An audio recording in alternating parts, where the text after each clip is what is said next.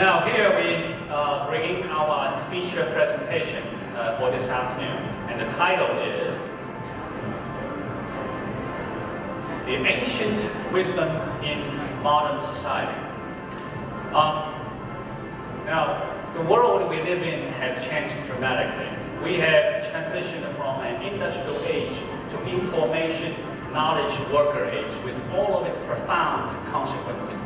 We are facing challenges and problems in our personal life, in our family, and in our workplace that are unheard of only 1 or 2 decades ago. And these challenges are not of new order of magnitude.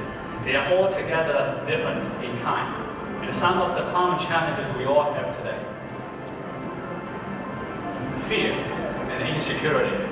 Today, many people are gripped with a sense of fear. They fear for the future. They are afraid, they feel vulnerable in the workplace. They are afraid of losing their jobs, their abilities to provide for their families. And this vulnerability usually fosters a resignation of riskless living and the codependencies of others at work and at home.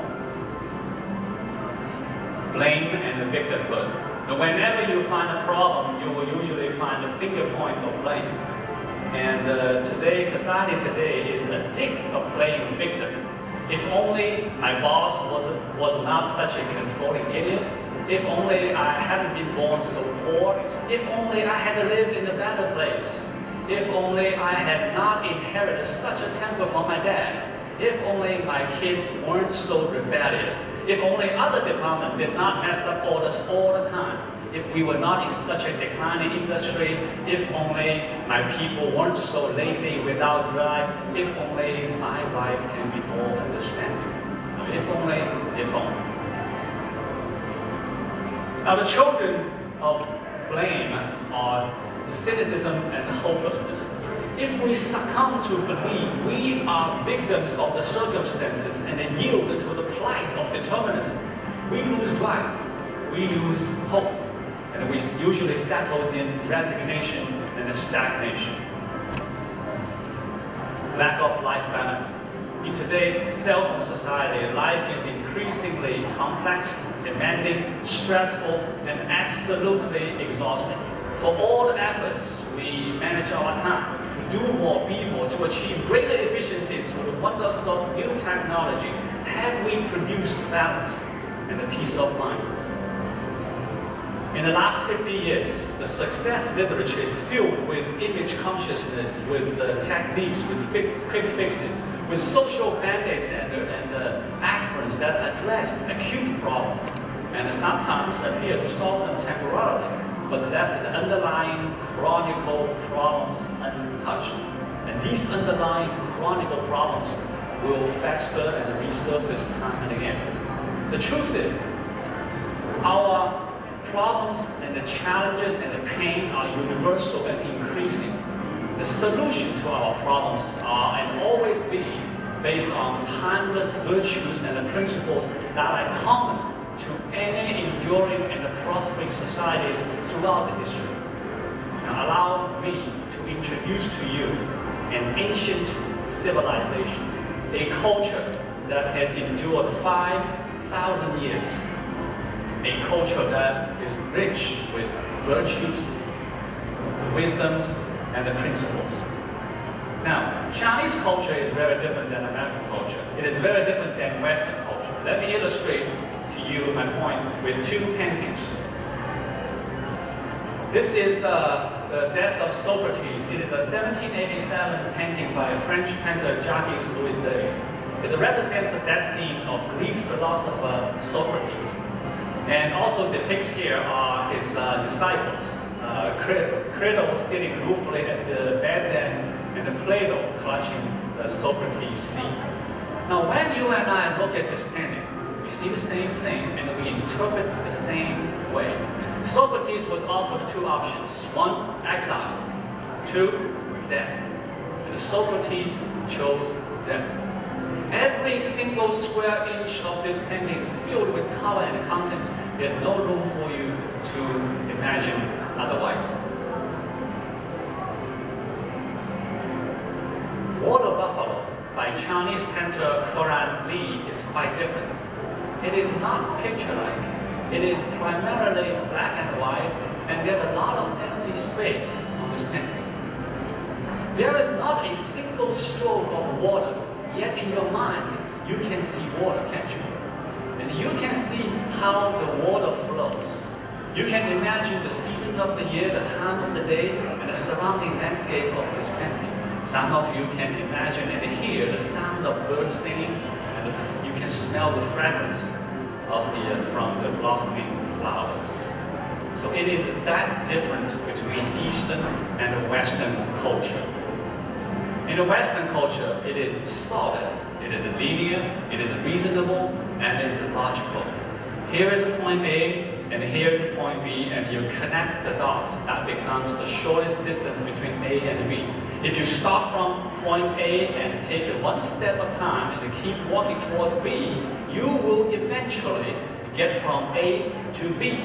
It is linear, it is reasonable, it is logical, it is the shortest cut between A and B. But in Asian culture, it is quite different. It is not solid, it is abstract. Here's point A, here's point B. That's pretty much it.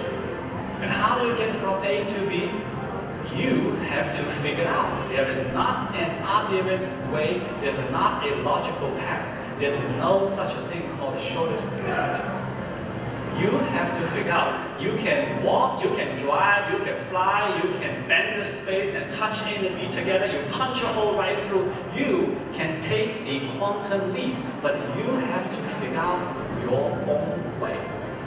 It is that different. Now you may ask, then how do I learn a culture that is so different to mine?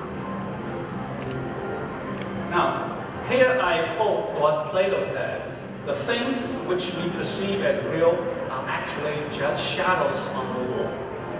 Shadows on the wall. The things we see, the sound we hear, the scent we smell, these are what we perceive as real, and they are just shadows on the wall. Shadows of what? Shadows of the real thing, the substance on the other side of the wall. And that real thing and substance might be invisible to you. You cannot see them, but they are real. Because they can cast shadows on the wall, they can project their image on the wall. And that substance, that real thing on the other side of the wall is the essence of the culture. Now in China, we have a very similar, if not identical saying, 形而之上者谓之道，形而之下者谓之器. Above the form and shape is Tao. Below the form and shape is the container. Tao is the essence of traditional Chinese culture. It might be invisible to you, but it is there. And it is invisible because it's above the form and shape. Below the form and shape, you can see, you can smell, you can touch. It is just a container. Do not confuse the container with what it contains. Do not confuse the shadow with the real thing and the substance. So the key to understand another culture is to understand the essence of the another culture. If you understand the essence, you will understand everything. If you don't get that, you just simply don't get it. But let me illustrate my point with two movies. This is Mulan. Anybody see Mulan? Well, a lot of people see Mulan. Yeah, my two children, they grew up watching this movie. It's a very well-produced movie. It's produced by Walt Disney.